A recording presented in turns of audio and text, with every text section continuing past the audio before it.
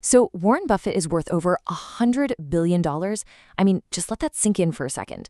He could buy fleets of super yachts, private islands, or brand new hypercars literally every single day of the year without even batting an eye. Yet, he lives in the exact same modest brick house that he bought way back in 1958 for $31,000. And every morning on his way to work, he pulls up to the drive-thru and spends less than $4 on breakfast. Meanwhile, the average working person is willingly jumping into 60 months of grueling debt just to drive a car they can barely afford to insure. And why? All to impress neighbors they probably don't even like.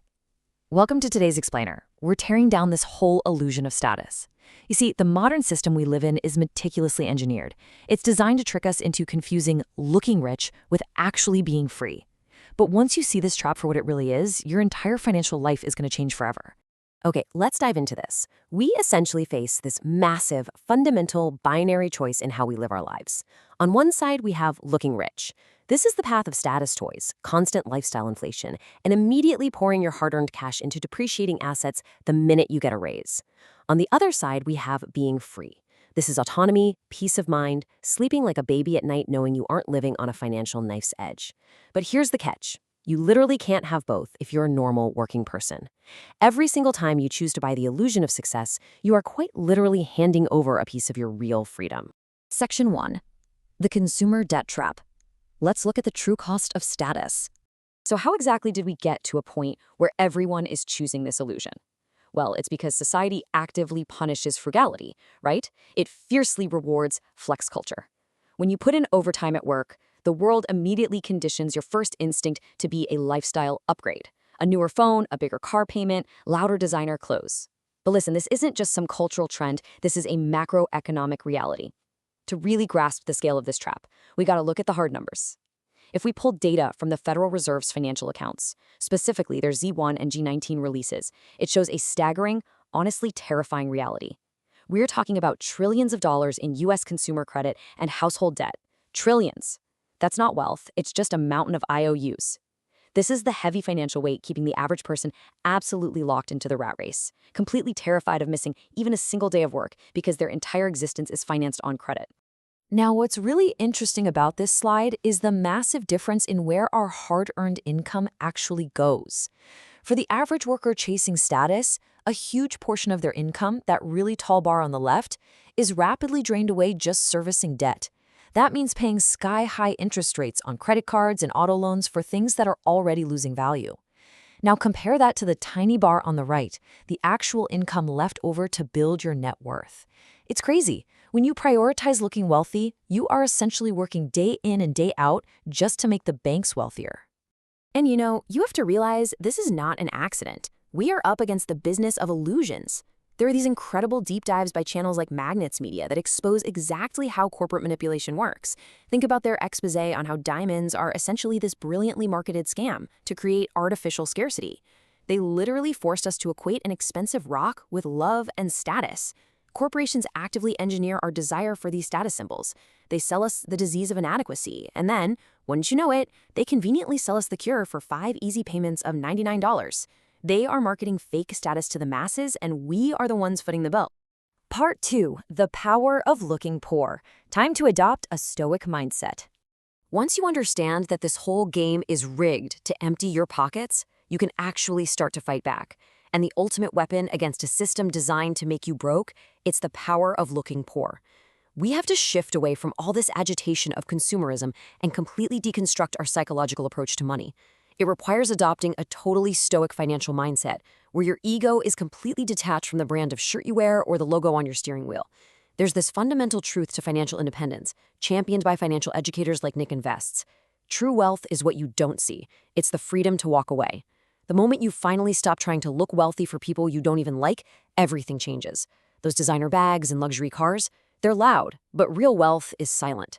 It's the fully funded investment account, the paid-off mortgage, the emergency fund. It is the quiet confidence of knowing you actually control your own time. And there's actually a mathematical tipping point to this feeling of freedom. Nick Invests talks about something incredibly powerful called the $20,000 rule. Hitting this specific savings and investment milestone acts like escape velocity. When you have $0, every single unexpected bill is an absolute crisis. But once you break past that $20,000 threshold, the math of compound interest actually starts working for you instead of against you. That constant panic of living paycheck to paycheck fades away, and your entire life trajectory shifts from pure survival mode to actual wealth-building mode. And this brilliantly illustrates what happens when you shift your mindset. Your financial life completely transforms. On one side, we have the status balance sheet. This is your classic flexor, right? Heavy on car payments, closets totally full of designer clothes, but absolutely zero equity to their name. They are incredibly financially fragile, literally one missed paycheck away from total disaster. Now look at the Stoic balance sheet. This person has a bulletproof setup, solid emergency funds, dividend yields quietly generating passive income, and appreciating assets. The flexor might look rich today, sure, but the Stoic worker is actually buying their future freedom. Part 3, Rules for Financial Freedom. Let's move to and see how this builds a roadmap to escape the cycle. It's one thing to understand the trap, right? But it's a whole different ballgame to actually dig your way out of it. So we're going to look at the strict order of operations you need to implement to reclaim your income, escape that debt cycle, and start generating passive dividends that will eventually replace your need to work entirely.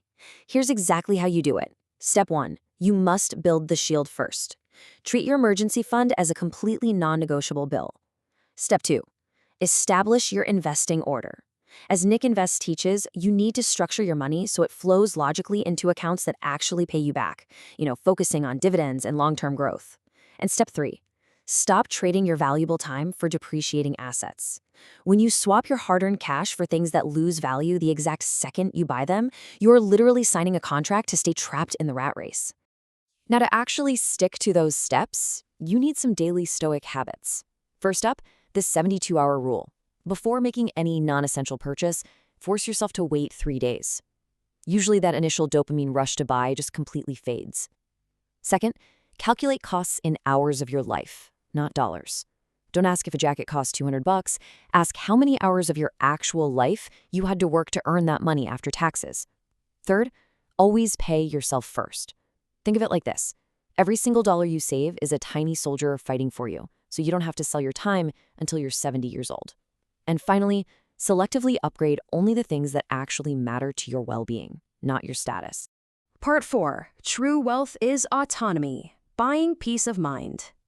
As we zoom out from all the numbers, the budgets, and the charts, we really have to look at the ultimate human layer of this financial data.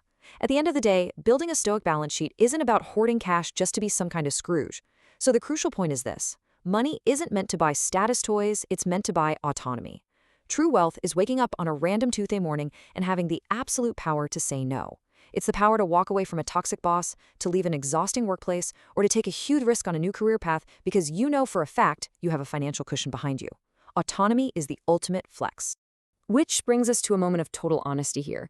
What is one completely useless status purchase you regret making?